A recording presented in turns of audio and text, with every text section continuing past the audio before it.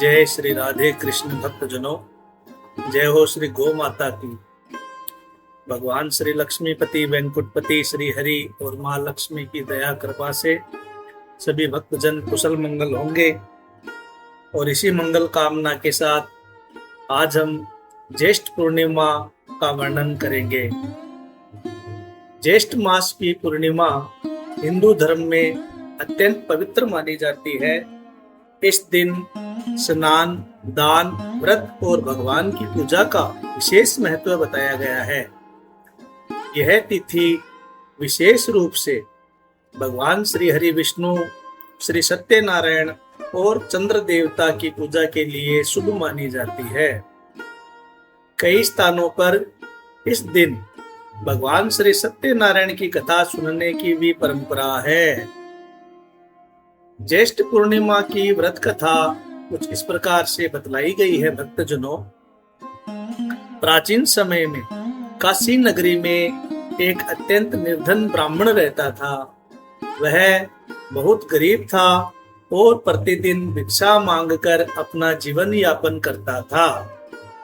गरीबी के कारण उसका परिवार हमेशा दुखी रहता था। कई बार उन्हें भूखे पेट ही सोना पड़ता था। फिर भी वह ब्राह्मण भगवान श्री हरि विष्णु का परम भक्त था और कभी भी अपने धर्म का मार्ग नहीं छोड़ता था। एक दिन वह ब्राह्मण अत्यंत दुखी होकर गंगा तट पर बैठा रो रहा था। तभी वहां पर एक वृद्ध साधु के रूप में स्वयं भगवान श्री हरि विष्णु प्रकट हुए। उन्होंने पूछा कि वत्स, तुम इतने दुखी क्यों हो? तो ब्राह्मण ने हाथ जोड़कर अपनी गरीबी और कष्टों का वर्णन किया। तब साधु महाराज बोले कि यदि तुम ज्येष्ठ पूर्णिमा के दिन श्रद्धा से व्रत रखकर भगवान श्री सत्यनारायण की पूजा करोगे तो तुम्हारे सभी दुख दूर हो जाएंगे। ब्राह्मण ने साधु महाराज की पूरी बात मानकर पूरी श्रद्धा और आस्था से ज्येष्ठ पूर्णिमा का व्रत रखा।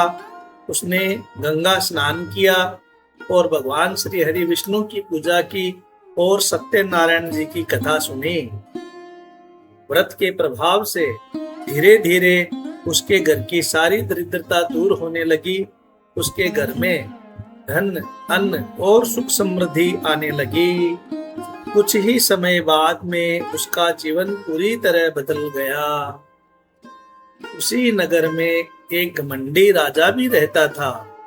जब उसने ब्राह्मण की समृद्धि देखी तो वो उसका मजाक उड़ाने लगा। राजा ने कहा कि क्या केवल व्रत और पूजा करने से कोई गरीब अमीर बन सकता है? राजा ने भगवान और व्रत दोनों का अपमान किया। कुछ समय बाद राजा का राज्य संकट में पड़ गया। उसका धन समाप्त होने लगा और परिवार में दुख बढ़ने लगे। तब राजा को अपनी गलती का एहसास हुआ। वह उसी ब्राह्मण के पास गया और ज्येष्ठ पूर्णिमा व्रत की महिमा पूछी।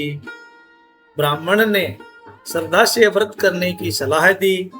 राजा ने भी पूरे नियम से व्रत रखा, दान पुण्य किया और भगवान श्री सत्यनारायण की कथा सुनी।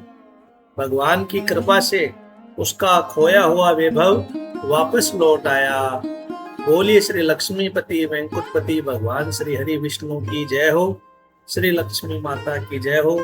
जगत के पालन करता श्री लक्ष्मी नारायण जी की जय हो। भगवान श्री सत्यनारायण जी की जय हो।